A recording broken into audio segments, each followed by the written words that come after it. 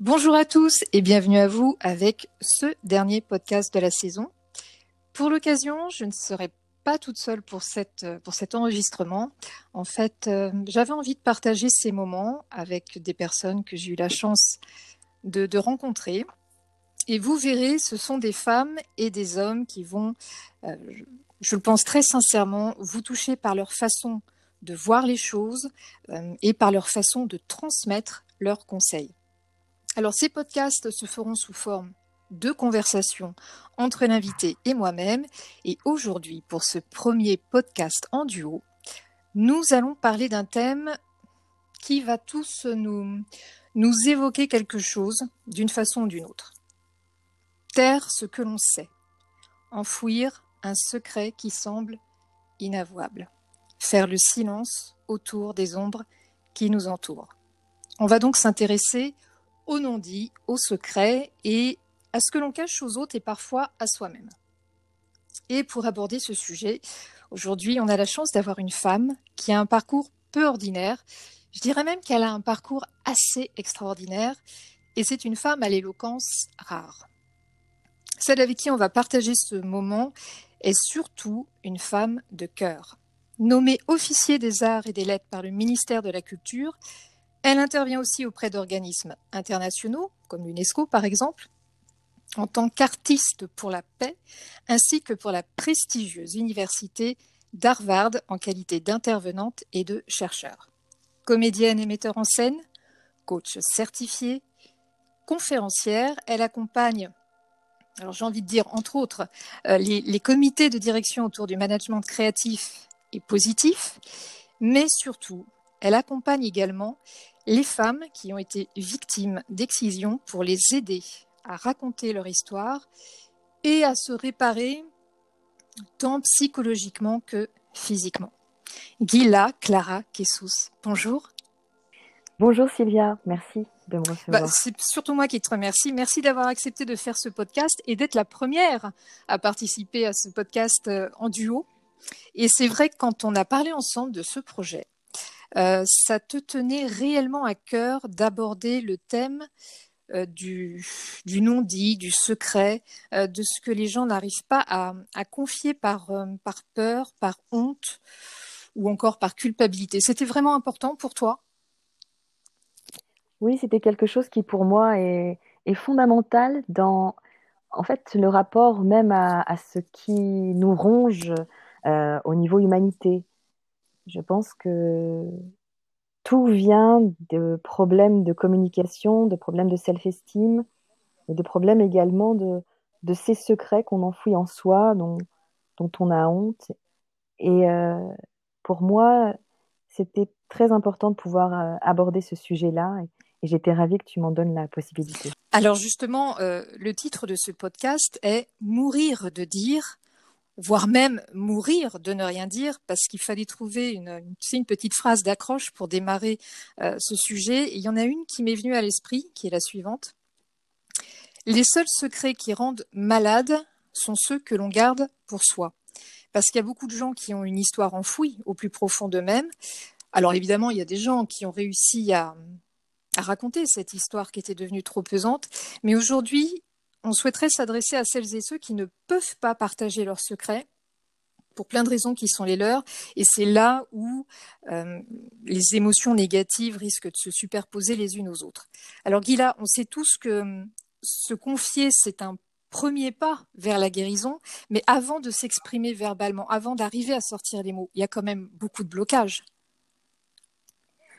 Il y a énormément de blocages et ces blocages, alors je ne suis pas psychiatre, même psychologue, vous l'avez compris, cette idée-là, c'est vraiment beaucoup plus de pouvoir aider à dire, aider à expulser, aider dans l'expression. Et il faut vraiment comprendre expression dans son étymologie la plus pure, faire sortir en appuyant, un peu comme ce tube de dentifrice sur lequel on essaye de s'acharner quand il reste presque plus de pâte. C'est peut-être ça aussi l'idée du secret, c'est qu'en fait les blocages font que on a cette idée de ne pas être légitime, on a cette idée aussi de culpabilité, on a cette idée de décevoir lorsqu'on est dans ce rapport à la parole qui devient lourde et difficile. Au niveau neurosciences, on voit qu'il y a pas mal de blocages aussi hormonaux qui touchent en fait à ces questions-là d'endorphine même, qui fait que pour avoir une décharge d'endorphine, donc cette fameuse hormone du Oui. bonheur, qui touche en fait à ce rapport-là de douleur, il faudrait pouvoir continuer à avoir tout le temps enfoui en soi quelque chose que l'autre ne peut pas percer, donc un jardin intime, mais voir euh, que qui est complètement séparé en fait de l'autre. Et quelquefois, le secret est certes difficile à dire, mais quelquefois, le secret est même à la base de l'identité d'une personne. On parle de jardin secret. Et là aussi, hein, je rappelle l'étymologie de cette notion de secret, c'est vraiment l'idée de séparation. Ça a à voir avec quelque chose de sacré, que l'on retrouve d'ailleurs plus dans l'idée de l'anglais lorsqu'on pense à privacy, qu'on a du mal à traduire en français, parce que vie privée, c'est quelque chose qui est très différent de l'être privé que décrit privacy.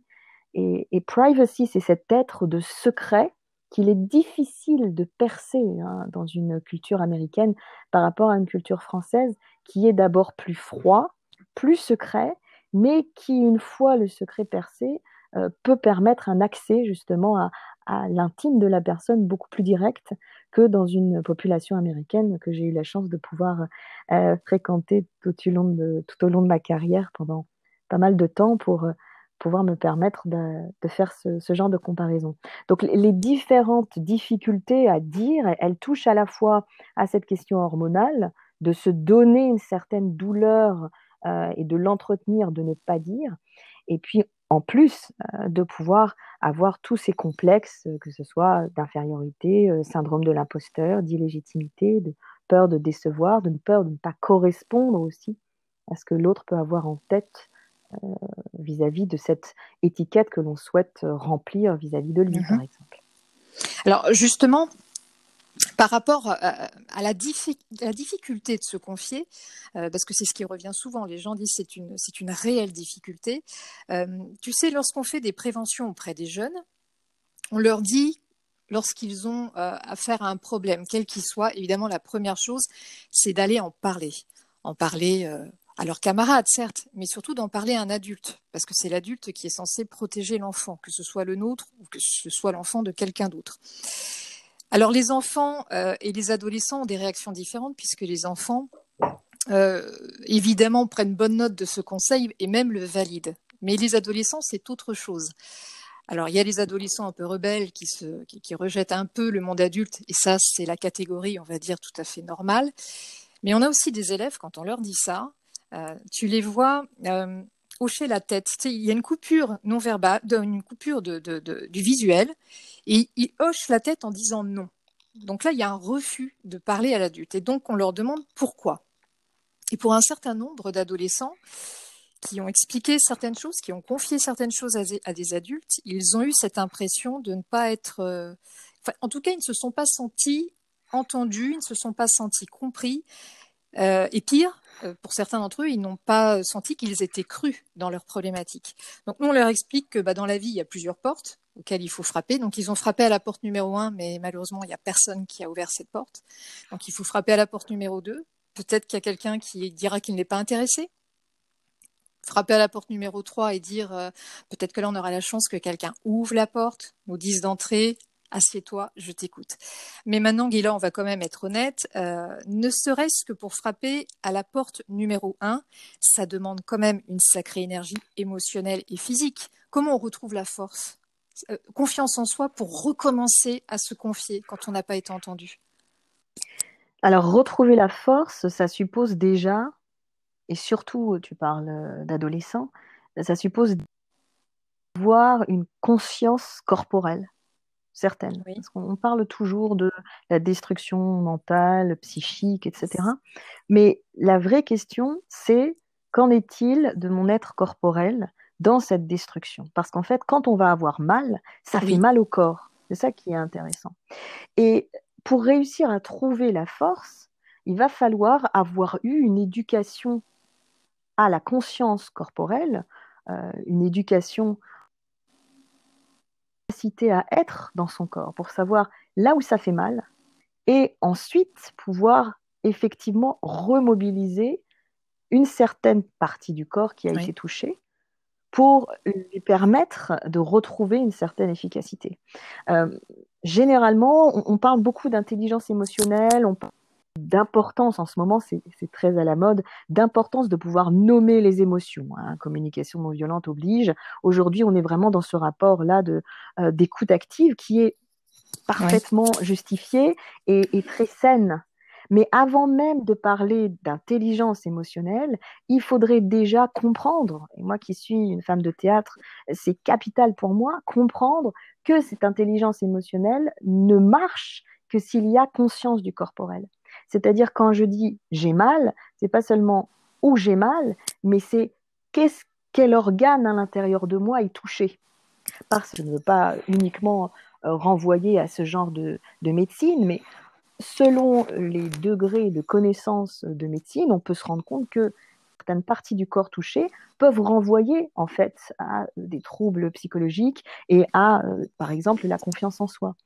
Je m'explique. On va parler, par exemple, pour des personnes qui vont avoir la respiration coupée, qui vont commencer à avoir des tremblements, on va parler des bienfaits de la respiration. On va parler de la bienfaits de la respiration pour trouver du courage. Mais quand on parle de courage, on va parler d'une sorte de concept très vague qui va permettre tout d'un coup à la personne de se remplir d'énergie. Il faudrait pouvoir donner un vrai sens corporel en fait à l'adolescent pour qu'il comprenne que l'être dans le corps, l'être au corps est touché dans sa façon énergétique de pouvoir oui, se positionner au monde. Et pour lui donner la possibilité de se retrouver, un processus de guérison hein, de cette blessure qui n'est pas seulement une blessure d'estime, mais une blessure corporelle, il va falloir qu'il prenne en considération des techniques, par exemple, de respiration, mais aussi des techniques de mise en énergie, des techniques aussi de se mettre à la place d'eux. Moi, je sais que j'accompagne certaines personnes avec des jeux de rôle où je me mets à la place, entre guillemets, de mon pire ennemi. Tu peux imaginer ce que ça peut vouloir dire lorsqu'on travaille avec des gens oui, traumatisés, avec des gens survivants, etc. Donc, qu'est-ce que ça veut dire? Et surtout, non pas comment je le pardonne, mais comment je peux ouvrir avec une agilité, ouvrir ma perspective qu'il existe sur Terre la capacité de penser comme ça.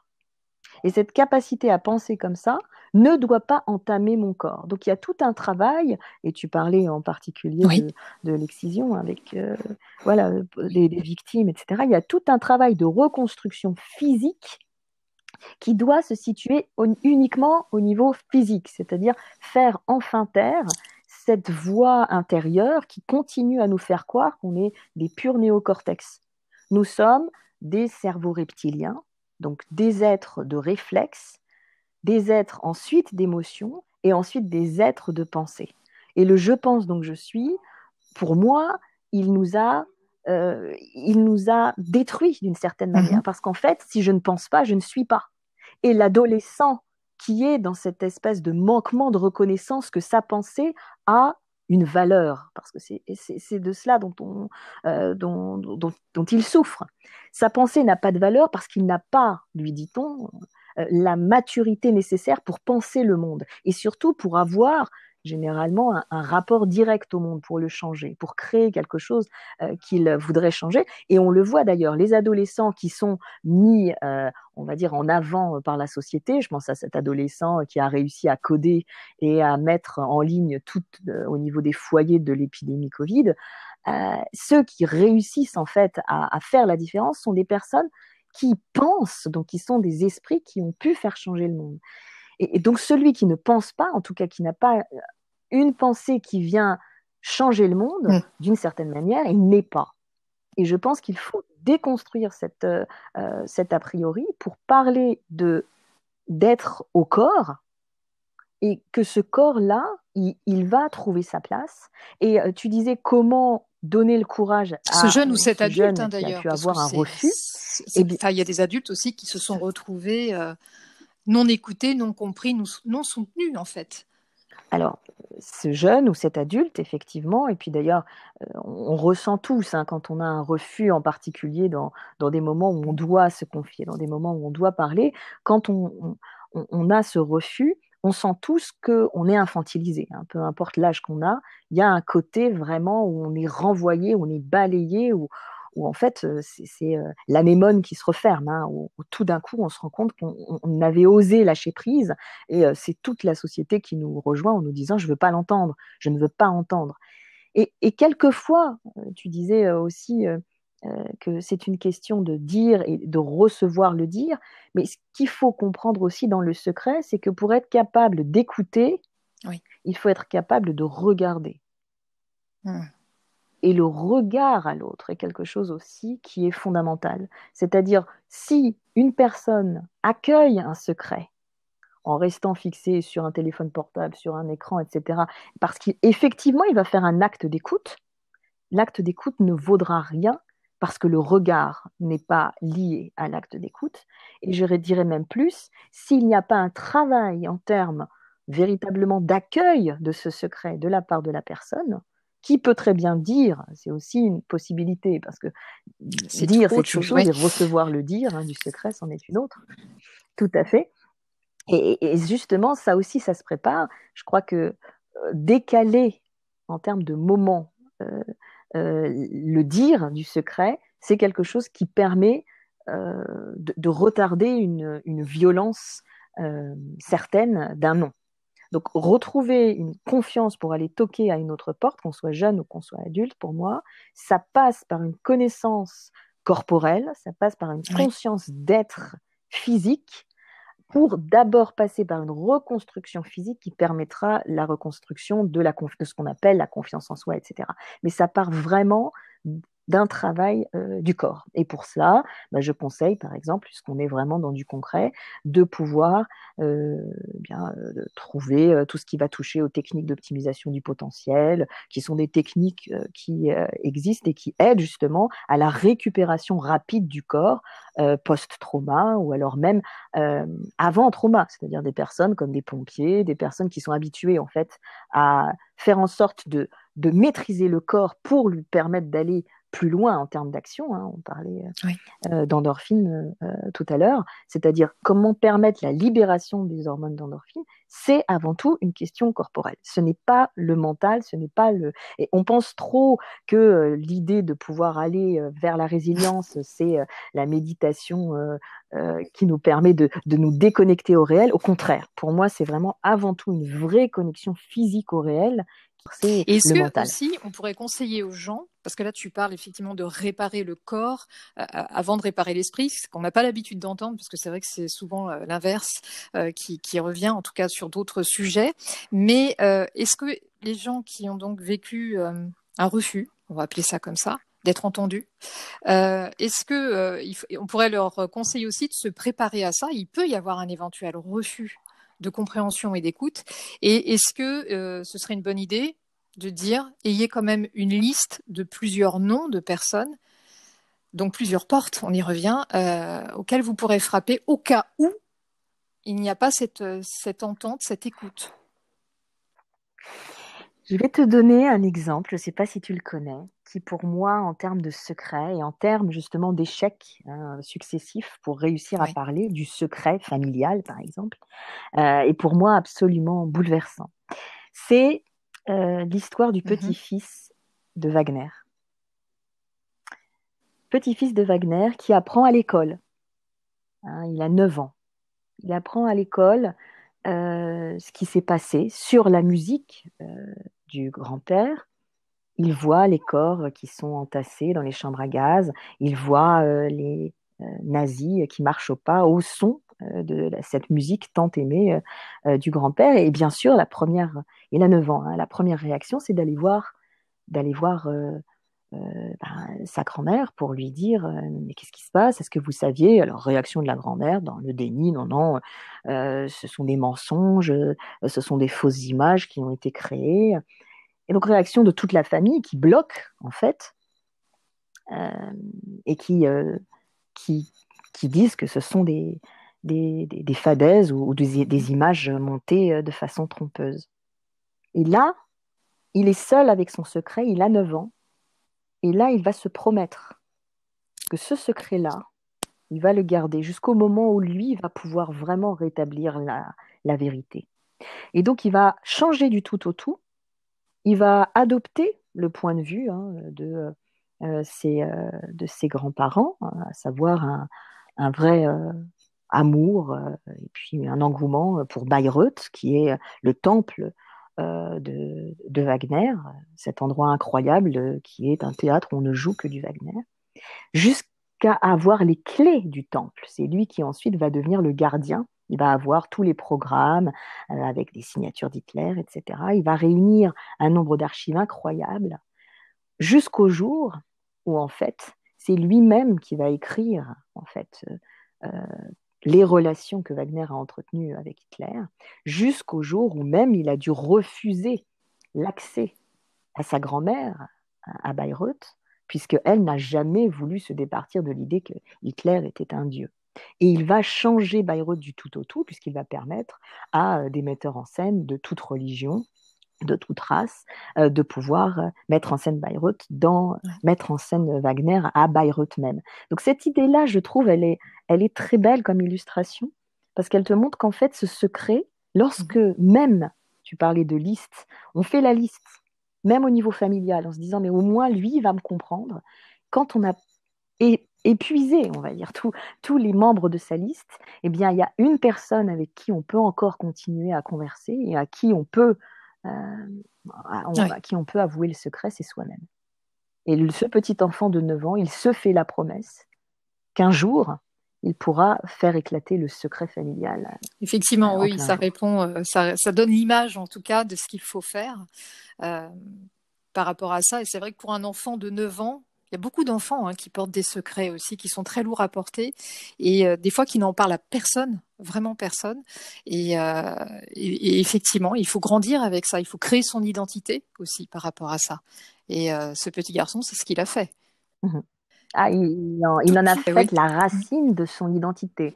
C'est pour ça que je pense que ça aussi, c'est très intéressant de se dire qu'en fait, est-ce qu'il pourrait y avoir une identité s'il n'y avait pas de secret? C'est un sujet très philosophique, là. C'est quelque chose d'assez intéressant. Là. Vous avez 4 heures. C'est aussi ça, le jardin secret. C'est vraiment, est-ce que ce serait quelque chose d'autre qu'un secret que ce que l'enfant sait dans le ventre de sa mère, ce que la mère sait pendant l'accouchement, ce que l'enfant porte en lui en termes d'épigénétique, de transgénétique, c'est-à-dire les secrets des parents, des grands-parents, des arrière-grands-parents. Est-ce que en fait le mystère de l'humanité, ce n'est pas le plus grand secret? Et donc, je pense qu'il il faut pas diaboliser la notion de secret, il faut pas même la démystifier parce que elle a son côté sacré, elle a son côté tout à fait noble.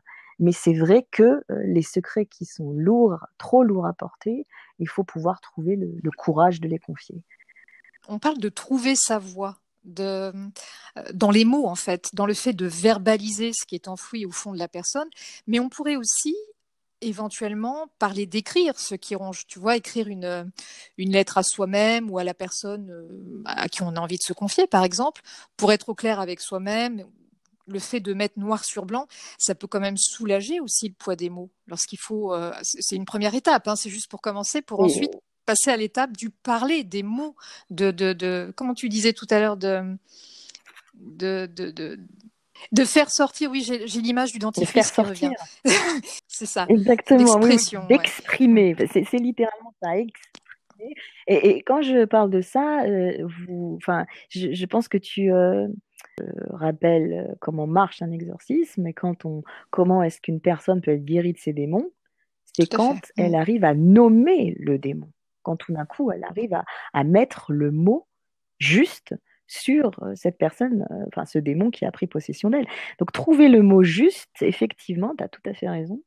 C'est quelque chose qui permet de guérir, qui permet de faire sortir cette chose qui nous ronge.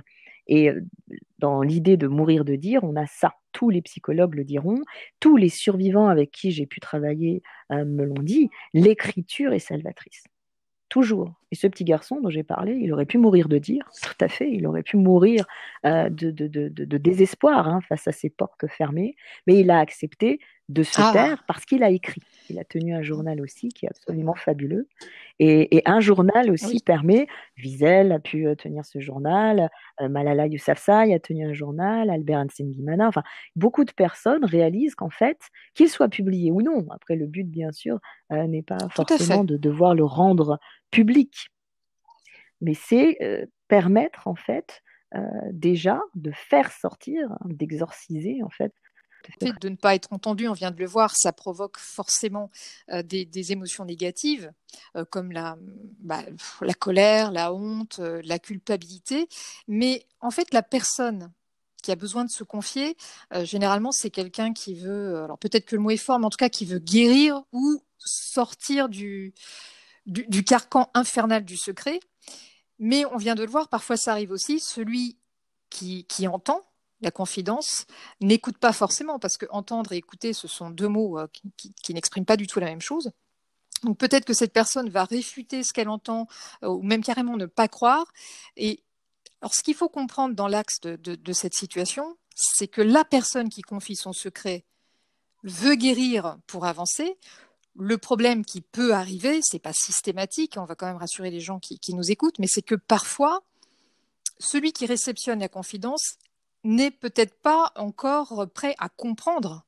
Peut-être que cette personne, ça lui rappelle quelque chose qu'elle souhaite oublier. Enfin, il y a plein de raisons. Donc, il peut y avoir des décalages dans le temps de la guérison de chacun des protagonistes de l'histoire.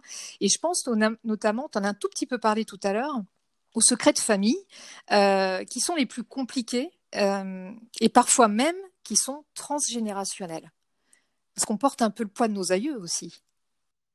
Oui, tout à fait. Tout à fait. On porte le poids de nos aïeux et on le voit aussi chez les enfants, les petits-enfants de survivants. Ce sont des choses où tout d'un coup, on ne dit pas et de façon frénétique. Généralement, ça prend 2 générations. De façon frénétique, la deuxième génération va tout faire pour savoir. Et on ne sait pas d'où ça vient, mais va tout faire pour essayer de percer le secret. Très très étrange de voir comment est-ce qu'il y a des moments de digestion du secret que l'on pense être enfoui, que l'on pense être vraiment digéré, et puis comment tout d'un coup ça revient comme quelque chose qui doit être fait, mais presque de façon intuitive par essentiellement la deuxième génération. Oui, la différence entre entendre et écouter, je l'avais mentionné tout à l'heure, pour moi c'est vraiment le regard. C'est vraiment le regard qui va être posé. Et puis tu disais que parfois, pas systématiquement, les personnes ne sont pas à même véritablement de comprendre le secret. Moi, je serais pas forcément moins optimiste. Je garde quand même cet optimisme-là que quoi qu'il arrive, quand on a un secret, on ne peut pas attendre de compréhension totale. Parce que c'est ce secret qui comporte la radicalité de notre identité.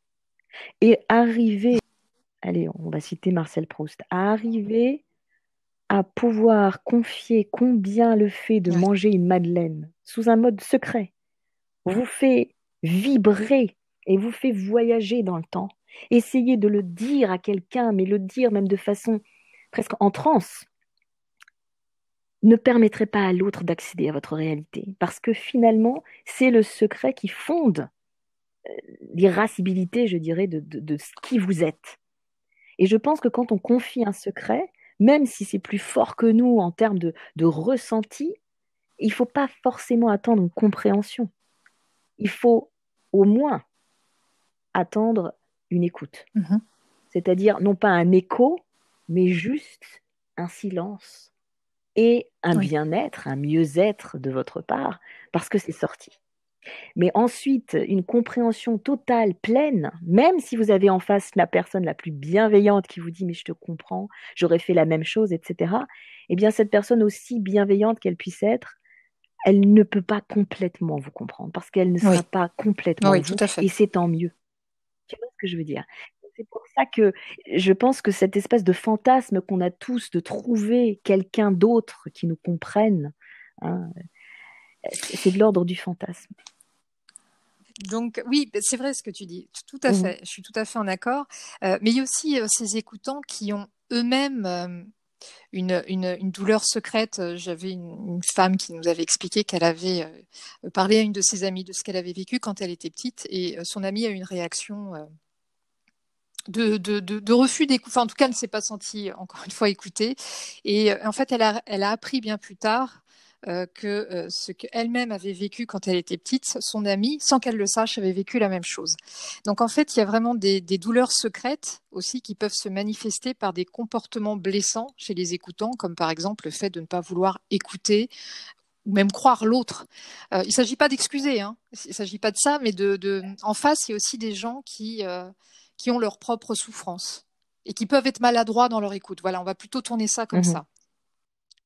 Oui, je pense qu'on doit toujours avoir comme idée que chacun a ses propres lunettes, ses propres filtres, sa propre façon de pouvoir, euh, de façon biaisée, de pouvoir appréhender le monde.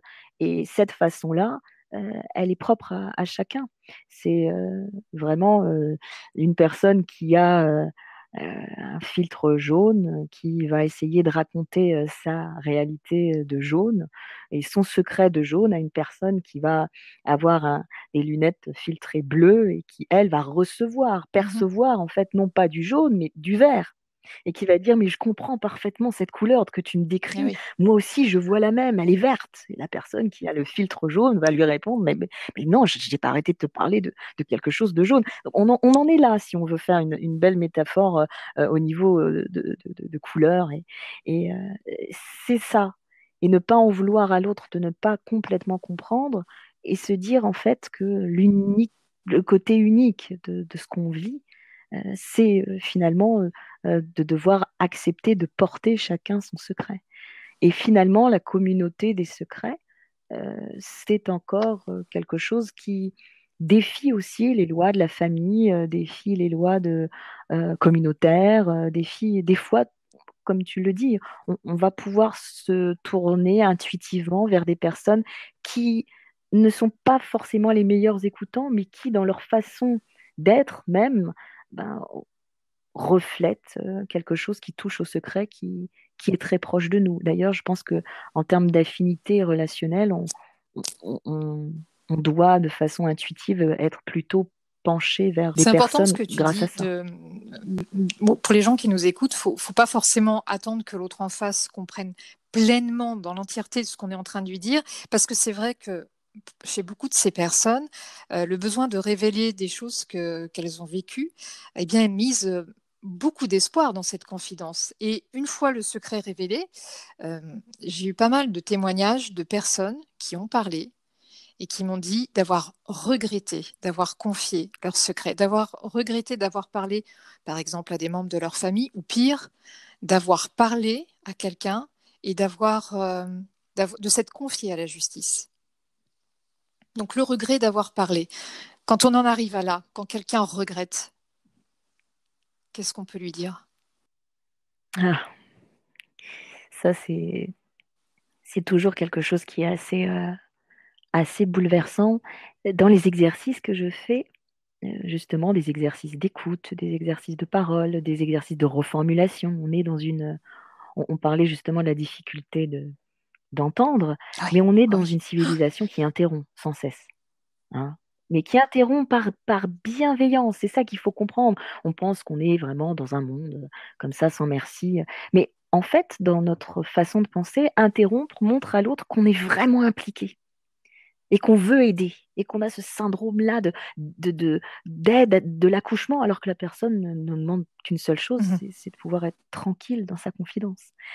Donc, on a tendance comme ça à vouloir absolument mettre nos propres mots Oui. dans la bouche de l'autre, ce qui est très mauvais. Et d'ailleurs, lorsque on veut se demander comment bien entendre, ce serait donner l'opportunité à l'autre de se confier juste 3 minutes sans l'interrompre. Vous pouvez mettre, c'est des exercices que je fais faire, vous pouvez mettre un chronomètre Et vous allez voir, selon votre nature, selon votre culture, physiquement, ce sera Ouais. difficile de ne pas interrompre dès la première minute.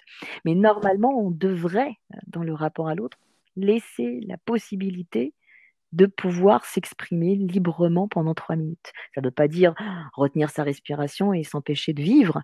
Il faut que le corps en face, qui accueille la confidence, il soit relâché, il montre en termes d'énergie, en- avec toutes sortes de signes de tête et de signes corporels, qu'il écoute, qu'il suit la confidence, qu'il sait exactement où est-ce qu'il en est. Mais justement, cette question-là d'interruption, elle est très intéressante. Et alors, je vais revenir à ce que tu me dis par rapport au regret de s'être confié. Il y a un des exercices que je fais qui touche à de la reformulation émotionnelle. Donc, je demande à ce qu'une personne se confie pendant 3 minutes. Alors, c'est pas forcément se confier, mais raconte une histoire, en particulier une histoire de résilience ou une histoire d'épisode positif, d'assertivité, de quelque chose dont elle est fière, cette personne, pendant 3 minutes non-stop. Et ensuite, je propose à la personne qui a reçu ce témoignage d'entamer un questionnement émotionnel. Et le questionnement émotionnel, c'est vraiment sur de l'émotionnel. C'est-à-dire, je suppose que vous avez pu ressentir de la peur à un certain moment de votre histoire, ou de la joie, de la fierté. Et ce qui est bouleversant, en fait, c'est de se rendre compte que lorsqu'on utilise le mot émotionnel, déjà la personne qui fait le questionnement se sent très mal à l'aise, parce qu'elle va dire, mais je vais toucher à quelque chose qui va être très intime, etc. Et la personne qui s'attend au questionnement émotionnel est très déçue parce que généralement, elle voulait que ça aille plus loin. Et donc, ce regret-là, en fait, de se dire, mais finalement, j'ai parlé, mais on va pas assez loin par rapport à ce que j'ai vécu sur le côté émotionnel, il est très intéressant parce qu'il touche aussi à cette idée de regret de s'être confié. Si dans la volonté de se confier, de confier son secret, on part avec en tête cette notion de Oui. non-compréhension complète, alors il n'y aura pas de regret. Et qu'est-ce qu'on peut dire si on entretient ce côté-là de culpabilité de s'être livré?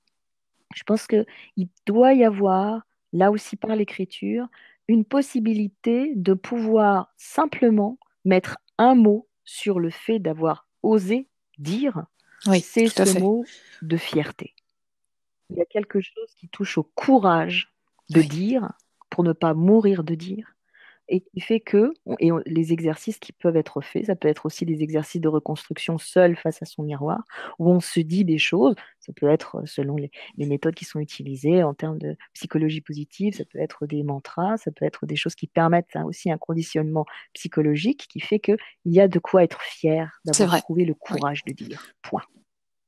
Un ressenti que l'on a, que la personne a eu, de dire, voilà, je regrette d'avoir dit, mais si elle travaille sur elle, et si on lui dit, parce qu'il y a aussi besoin d'entendre de la part des autres, on le fait aussi dans les auditions. Quand quelqu'un révèle quelque chose qu'il a vécu, d'abord on remercie la personne d'avoir eu confiance, d'avoir eu, oui, cette confiance et le courage d'avoir parlé. Et ça, c'est déjà dans le Mhm, regard, on voit mhm. quelque chose qui se passe. Ça répare un petit peu d'entendre merci, courage et confiance. Ce sont des mots très importants. Oui, tu as parfaitement raison. Il y a tout un travail d'apprentissage de Oui. On gratitude commence, oui. qu'on devrait apprendre. On commence. Moi, je le vois, voilà, je le vois dans plusieurs cercles. C'était très américain, le thanks for sharing, thanks for caring. Moi, j'avais été très choquée la première fois qu'on m'a dit merci de t'en inquiéter quand je demandais alors comment tu vas, alors que je savais que la personne était malade. Alors comment ça va? Première réponse, ah merci de t'en inquiéter. Merci de m'en inquiéter. Mais c'est normal, pourquoi tu me dis merci? Et petit à petit, j'ai compris en fait que le fait de s'inquiéter des gens, c'était pas normal. Et le simple fait de remercier me permettait en fait de mentaliser que cette action-là, d'aller vers la personne pour m'en préoccuper en tant qu'être humain, c'était aussi quelque chose qui était de l'ordre bah, de quelque chose qui demandait un certain signalement en termes de reconnaissance. Les actes de reconnaissance, de gratitude aujourd'hui, surtout lorsqu'ils touchent à des personnes qui font l'effort incroyable de livrer un secret, ils doivent être mentionnés automatiquement. La maternité peut faire surgir ou même ressurgir, tu sais, des espèces de résidus émotionnels d'un secret qui était caché depuis très longtemps et l'envie de parler quand l'enfant arrive ces femmes et ces hommes qui deviennent mères, qui deviennent pères, veulent se débarrasser définitivement de ce poids pour l'enfant qui vient naître, pour être neuf, pour être libre. Est-ce que c'est des choses que tu as remarquées, ça, dans cette maternité, encore une fois aussi bien pour les deux parents, en fait. Celui qui a vécu ou celle qui a vécu quelque chose, il y a une espèce de relent qui revient comme ça à la surface et qui veut, là, maintenant, l'exprimer, faire quelque chose pour se sortir de là, quelque chose qui était pourtant oublié depuis longtemps. Alors c'est vrai que ce que j'ai pu voir au niveau maternité, c'est qu'en fait, que ce soit au niveau père ou au niveau mère, Oui. c'est une volonté de revenir à zéro. Vraiment, c'est on remet les compteurs et on va donner la chance, parce qu'on est en train de créer, entre guillemets, un nouvel être au monde, de pouvoir le faire venir, le faire advenir au Oui. monde avec un casier judiciaire blanc. Et donc à partir de là, il y a aussi cette volonté presque proche du démiurge, hein, c'est nous qui faisons notre bébé, on va lui créer, nous, une possibilité de déconnexion par rapport à tous les fantômes qu'il y a pu avoir avant, Mmh. pour qu'il n'y ait que des fées qui se penchent sur son berceau. Et donc on pense généralement, en libérant la parole, que c'est quelque chose qui permettra en fait aux esprits de ne pas se tourner vers l'enfant et lui permettra de pouvoir évoluer de façon plus libre. Euh, je pense que c'est quelque chose qui existe et qu'il faut là aussi saluer. Maintenant, encore une fois, la vraie question, c'est faut-il se débarrasser de tous les secrets? Et en particulier, vis-à-vis d'une maternité, moi j'ai déjà pu assister à des maternités qui se passaient de façon très difficile. Une volonté, bien sûr, de vouloir penser d'abord à l'enfant qui va naître mieux que l'individu qui le porte, soit la mère ou alors cet homme-là qui essaye d'être aidant normalement vis-à-vis de la femme. Et du coup, des choses qui sont assez dommageables pour la famille, puisque en fait, il n'y avait pas justement de respect corporel, je dirais, au fait de pouvoir exhiber un secret. Je pense que quand on sort de soi un secret, et je réutilise un peu tout le côté Oui. exorcisme que j'ai utilisé en termes de vocabulaire, quand on sort de soi un secret, on n'en ressort pas neutre physiquement parlant. Et c'est pour ça que j'insiste véritablement sur cette prise de conscience qu'il y a quelque chose qui va nous manquer, d'où le regret. Pour moi, le regret de s'être confié, c'est un baby blues. Et qu'il y aura quelque chose que Baudelaire appelait la prostitution, hein, lorsqu'il mettait à jour un poème et qu'il le publiait, il en était malade parce qu'il disait en fait se prostituer, c'est-à-dire rendre public ce que l'on a de plus cher. Et c'est vrai que le livrer avec, bien sûr, le risque d'être incompris. Et je dirais que quand on est poète, avec l'assurance de ne pas être compris, hein, quand on est poète maudit, il y a quelque chose qui est de l'ordre, oui, d'une prise de conscience de risque non qu'il faut être. En médecine chinoise, mais on en parle de plus en plus de ça, on dit que le secret non avoué peut finir par rendre malade. D'abord, ça attaque l'émotionnel, après ça devient physiologique, puis ça devient pathologique. Il y a une vraie... là, pour le coup, il y a une attaque du corps au bout d'un moment. Qu'est-ce qu'on fait? À partir de quand il faut commencer à réagir? À partir de quand il faut pouvoir réagir? Ça, c'est une très très bonne question, puisque moi, j'ai toujours eu des Oui. patients avant ou après, mais pas pendant. Et le déclenchement, en fait, effectivement, c'est une maladie, on va dire, qui fait que ça devient insoutenable. Et puis surtout, une conscience, tout d'un coup, de kairos, hein, ce qu'on appelle le kairos en grec, c'est-à-dire c'est le moment. Il y a une sorte de croisée entre l'axe temporel et l'axe spatial qui fait que il y a, il y a cette espèce de momentum qui fait que je ne pouvais le dire qu'ici, que maintenant, et qu'à cette personne. Donc il y a quelque chose vraiment quasi vibratoire, et c'est pour ça que la médecine chinoise est tellement pertinente dans ce rapport qu'elle a aussi avec un corps en vibration, hein, vis-à-vis de la façon de se positionner Oui. des maladies psychiques vis-à-vis du corporel. Il y a quelque chose de vibratoire qui fait que c'est le moment lorsque tout d'un coup, en fait, le corps le décide. Donc, il faut être Le attentif à corps ce bien qu'on plus que la ressent tête. physiquement. Il faut être attentif aux signaux. Il faut être attentif, en fait, oui, à sa respiration aussi, à sa toux, en fait, oui, c'est vrai, à tous les symptômes que l'on connaît vis-à-vis de cette crise de Covid, bizarrement. Il y a quelque chose qui a à voir avec voilà, cette maladie de la parole qui, si on n'y prend pas garde, peut nous tuer, oui, Quels sont les dans organes qui les sont temps que nous vivons. principalement touchés? Alors, c'est les organes respiratoires, bien sûr. Oui. En fait, c'est tous les organes de la parole. Donc, on va avoir les organes respiratoires avant tout. On va avoir tout l'appareil phonatoire, donc larynx, tout ce qui va toucher aussi au buccal. Et puis, on aura, bien entendu, le foie, des organes, en fait, qui vont être des organes vitaux.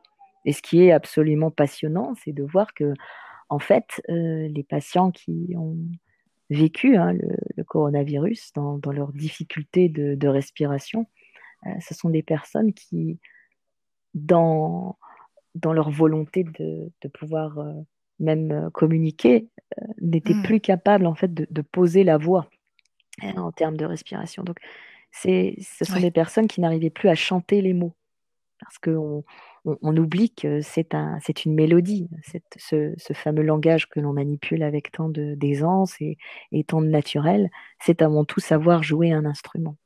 Et pour cela, je pense qu'encore une fois, il faut une reconnexion au corps, une reconnexion à l'appareil phonatoire, avec un vrai travail, je dirais presque de chanteur, pour se reconnecter à sa voix, se reconnecter aussi à ce qu'on donne à voir à l'autre, et se reconnecter avec l'intrinsèque, donc avec ce côté fondateur qui est le secret.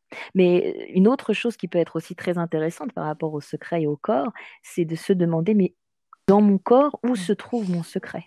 Dans quel organe se trouve mon secret? Les Donc, zones du dos aussi sont importantes. oui, les zones du dos, alors Hmm. bizarrement, le fardeau trop lourd d'un secret qui abîme, s'il se trouve plus dans le dos, il sera plus supportable, puisque quand même tout ce qui va toucher à la carrure permet Oui. de continuer à survivre, même cabossé, par rapport à un secret qu'on va sentir ou Hmm. de la poitrine ou au niveau de l'estomac, par exemple. Où là, en fait, en termes d'organes vital, on peut s'attendre à ce que des maladies, même telles que le cancer. Maintenant, je voudrais aussi qu'on s'adresse aux personnes qui portent le secret d'avoir fait quelque chose de mal, quelque chose de blessant, quelque chose d'humiliant, quelque chose de grave.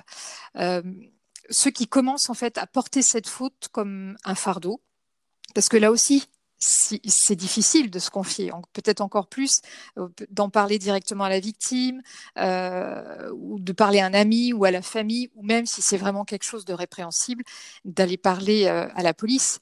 Euh, dans les deux cas de figure, qu'on était victime ou qu'on soit coupable, le secret ronge à un moment donné.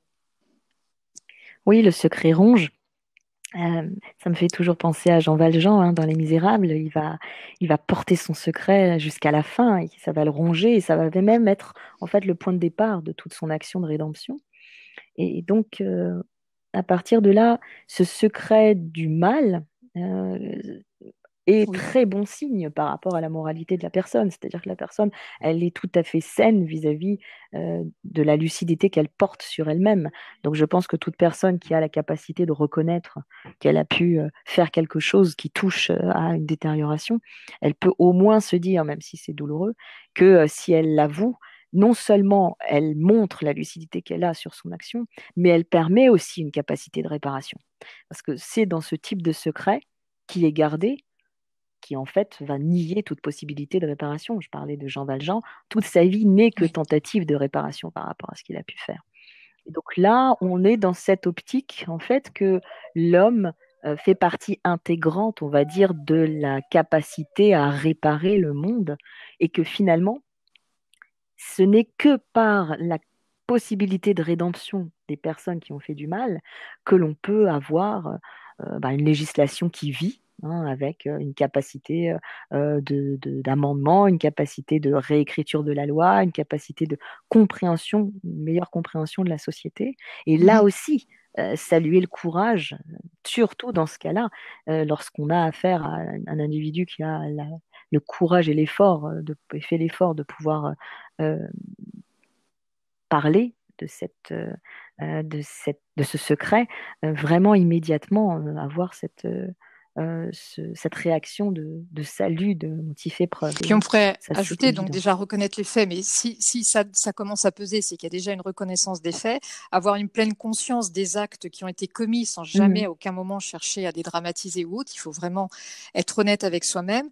Je pense aussi que faire une sorte de journalisation est importante. J'en reviens à l'écriture, parce qu'elle est pleinement thérapeutique, tu l'as dit, même pour ces personnes qui ont fait quelque chose de mal, d'écrire ce qu'ils veulent, mais en tout cas de mettre noir sur blanc sans se censurer, sans se juger, sans se filtrer. Là aussi, ça peut aider à parler ensuite véritablement à la bonne personne. Et puis pour les autres, c'est-à-dire ceux qui doivent écouter, parce que des fois on réceptionne le secret de quelqu'un qui a subi quelque chose, mais des fois on doit aussi réceptionner le secret de quelqu'un qui a fait du mal. C'est très difficile, c'est un exercice qui est très difficile, mais enfin, je ne sais pas si tu me rejoindras, mais enfin, je pense que si, parce qu'il convient d'essayer quand même. Qu'est-ce qui est dangereux dans cette histoire? C'est le rejet. Je pense qu'il n'y a pas plus dangereux que le rejet, de rejeter quelqu'un, parce que c'est là où les choses ça peut devenir défaillant. Ça peut occasionner des choses très très graves. Là, je parle pour les gens qui ont des secrets, des choses qu'ils ont faites, qui sont mauvaises. Si là aussi il n'y a pas d'écoute, ça peut être dramatique. Il ne s'agit pas d'être le psy de cette personne, mais de recevoir la confidence euh, avec toute la fluidité possible. Hein, on l'a vu, une confidence n'est jamais, tu l'as dit, réceptionnée dans son ensemble. Mais, et si possible, après, s'il y a besoin, d'envoyer cette personne voir un professionnel si les faits sont très très graves, par exemple. Euh, oui, c'est aussi d'avoir un accompagnement pour ces personnes-là. Alors, pas forcément, tu vois, quelqu'un qui veut révéler quelque chose à un ami, qui dit quelque chose qu'il a fait qui est très, très grave. OK, l'ami réceptionne la confidence, et ce qui fait peur aux gens, c'est la suite, c'est qu'est-ce que je dois faire? Mais rien, vous écoutez, vous Mhm. regardez. C'est ce que tu disais, le regard qu'on porte sur l'autre. Donc, il faut savoir aussi écouter ce genre de secret. C'est un exercice très difficile, mais il faut aussi savoir le réceptionner. Parce qu'il y a aussi des gens qui meurent avec leurs secrets, finalement. Oui, il y a des gens qui meurent avec leur secret, et donc le secret sera transmis à la génération suivante, hein, qu'elle soit spirituelle ou qu'elle soit en fait réelle, que ce soit les enfants ou que ce soit les neveux ou que ce soit des gens de la famille ou que ce soit une sphère d'amis. Il y aura toujours quelque chose, hein, comme je le disais, au niveau de deux générations, il y aura toujours une volonté de pouvoir essayer de comprendre qui arrivera, qu'elle aille jusqu'au bout ou qu'elle n'a pas jusqu'au bout. Par rapport à ce que tu disais très justement vis-à-vis du fait de la difficulté de recevoir ce secret de violence ou ce secret de mal, je voudrais juste ajouter que ça dépend tellement de ce que la Mm. personne considère être mal. Ça me fait toujours penser à la confession qu'on peut avoir même au niveau religieux, il y a toutes sortes de confessions, hein, que ça aille à des actes odieux, à des toutes petites choses, puisqu'il faut quand même trouver quelque chose qui ne va pas dans la vie de chacun. Donc, je pense que là aussi, ça dépend de ce qu'on appelle mal. Et puis pour la personne qui reçoit cette confidence-là, simplement pouvoir se dire qu'il y a plus pour elle de d'apport, je dirais, de l'apprentissage du monde. Le vivre plus comme quelque chose qui nous apprend quelque chose de la possibilité d'être au monde que le jugement. Donc je dirais, pour essayer de bien recevoir un secret qui peut toucher au fait d'avoir fait du mal, je pense qu'il faut plus avoir le regard d'un observateur quasi scientifique qui veut en apprendre plus sur la nature humaine et la capacité de la personne, de l'être humain à pouvoir et aussi faire du mal, que rester dans un lien affectif qui va immédiatement on va dire, Oui, rentrer dans un mais comment tu as pu faire ça, pourquoi tu l'as c'est fait, je peux plus contre-productif. te voir Ouais. de la même façon, etc. C'est profondément Mm. non seulement contre-productif, c'est surtout destructeur.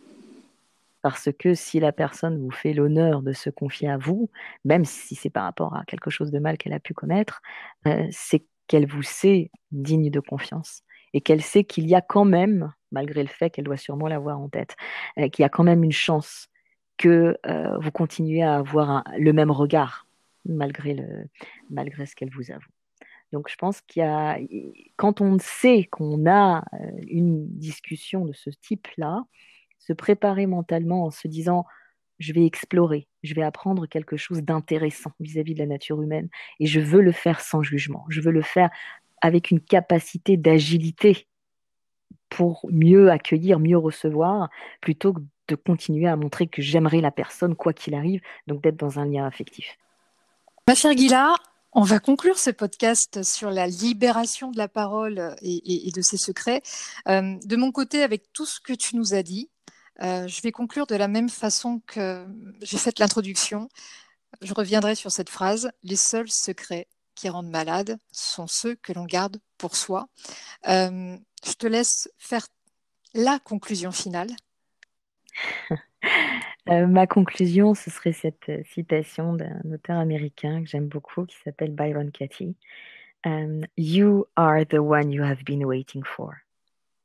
C'est vous, en fait, que vous avez attendu toute votre vie pour vous confier, pour accueillir votre secret.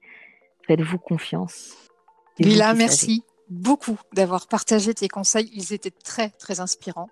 Je pense vraiment que ça va aider celles et ceux qui portent quelque chose de lourd en eux à y voir plus clair et peut-être même, on vous le souhaite vraiment de tout cœur, de franchir le pas de la confidence. Donc merci pour tout ça, Gila. On se retrouve très bientôt autour d'une nouvelle thématique. Prenez soin de vous. Au revoir, Gila. À bientôt, Sylvia.